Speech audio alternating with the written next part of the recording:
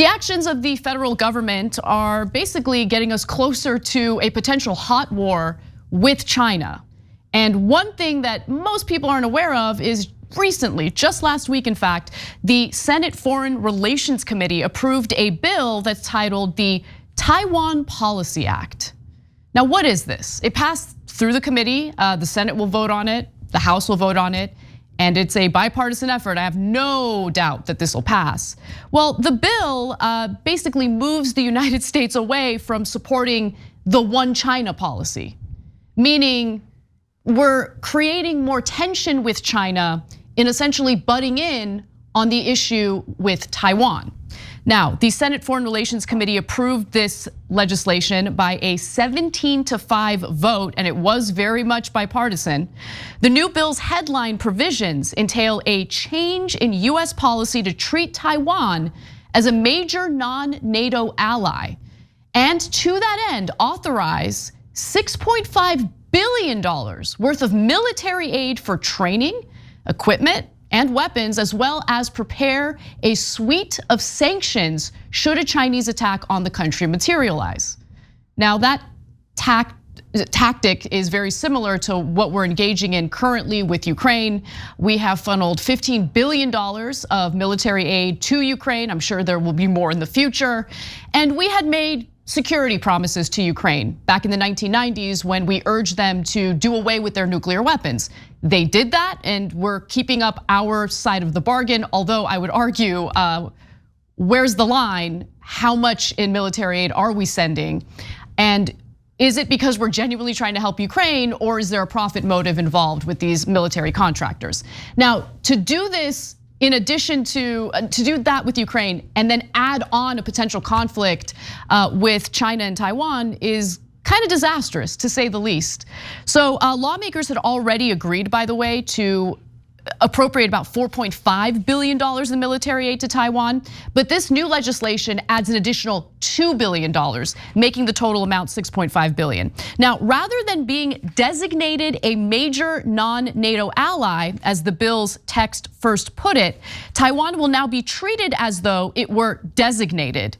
The label, and there's no longer a direction to change the name of what is effectively Taiwan's US embassy, but rather a recommendation.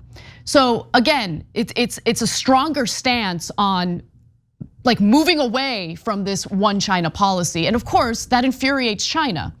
And there are huge risks associated with this, which I'll explain in just a moment, Cenk. Yeah, so this is a terrible idea, but it does explain why Nancy Pelosi went to Taiwan. So when she went, I was like, what in the world is she doing? Why are you randomly going to Taiwan? And I thought, and I might have even called Anna and said, because I was off that week, and said, I think that either her or her husband has got some contracts here, right? Like this is so weirdly agitating China for no reason. And look at this, $6.5 billion shakes out of the tree. So I don't know that it has anything to do with her husband, but it does have to do with defense contractors that handsomely bribe every one of those politicians. So hey, look at that, it's bipartisan when the bribes are flowing in from defense contractors. So number one, you already have the billions of dollars that are going right now out the door to those same companies. Number two, if you start further hostilities and China builds up more, perfect. Then you don't do $6.5 billion, you do $60 billion. And all the corrupt politicians get rich, all the way from Lindsey Graham to Nancy Pelosi. And yes, if you work in mainstream media, Nancy Pelosi is just as corrupt. I know that hurts your feelings, try being a reporter. And her actions are provocative, they all are. You're gonna see a Mitt Romney quote about it in a second. But one more thing I wanna explain for you guys. One China policy is confusing, but it's purposely confusing. Let me explain it super simple. There's three parts to it. One is, hey, China is sovereign over all of China. Number two is, yes, but we're not saying that they have Taiwan. We have no opinion on whether Taiwan has sovereignty over itself, okay? So we punt on that issue. There's a reason why. Yeah. Kind of like Switzerland. And then the third part is, but if China attacks Taiwan, then we will defend Taiwan, okay? So what that does is it splits the baby. And that's what you do in diplomacy sometimes. Hey, China, do not attack Taiwan. And we'll say you kind of have it. so you can tell your domestic audience that you have it. And we can tell the international audience, not really, okay? So that preserves Taiwan's independence and prevents war. Perfect, that's what diplomacy is. So now the Democrats, along with the war hawks, neocons, and the right-wing Republican Party are both joining forces to say, yeah, let's start more provocation and more war because our donors aren't rich enough. I mean, Democratic Senator Jeff Merkley also took a visit to Taiwan, right? Further inflaming the Chinese government in regard to this whole conflict.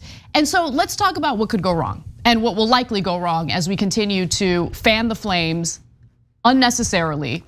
So number one, if there's genuinely concern that China is planning some sort of invasion or attack into Taiwan, well, announcing that you will appropriate billions of dollars in military aid to Taiwan will probably make them want to speed up that effort. Speed up that effort and make a move prior to them getting that military aid. So it could accidentally goad the Chinese government into starting this war. And you know who actually agrees with that perspective but still voted in favor of this legislation? Senator Mitt Romney.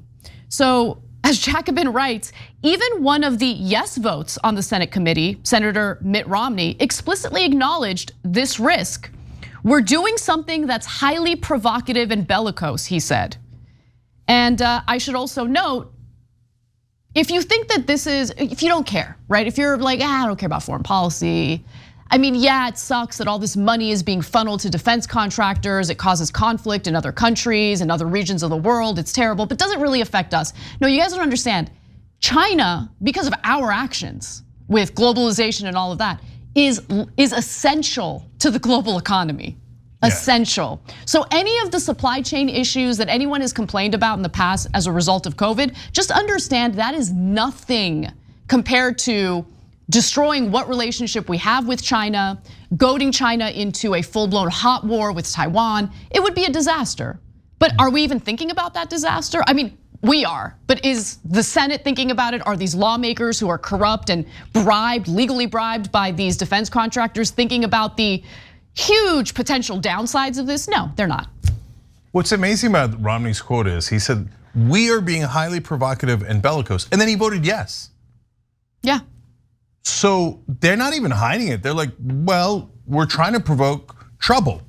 Because remember in Ukraine, Russia had put in like over 100,000 troops on the border. I think it was like 175, right? So you could say, well, man, they're on the border and they've got a 40-mile line of tanks ready to go. China has nothing like that now. Yeah, from every once in a while they'll put out statements, etc. But they've not surrounded the island. There's no military buildup that's headed towards the island right now or on the border or anything along those lines. So we come in and go, hey, why don't we agitate you? Oh yeah? Yeah, totally. We're gonna spend more money to build weapons pointed at you. What are you gonna do about it, huh? It's so obvious we're trying to pick a fight. 100%. And guys, Anna's statement is not even close. It's, if you thought the Russia thing was a problem with high gas prices, etc., my God, China controls a giant part of the world economy. It'll be an epic disaster, let alone the lives lost, let alone the fact that they also have nukes. What are you trying to start World War III for your infinite greed? These politicians are the worst people on earth, except for the reporters who kiss their ass and don't tell you about it. Thanks for watching The Young Turks, really appreciate it. Another way to show support is through YouTube memberships.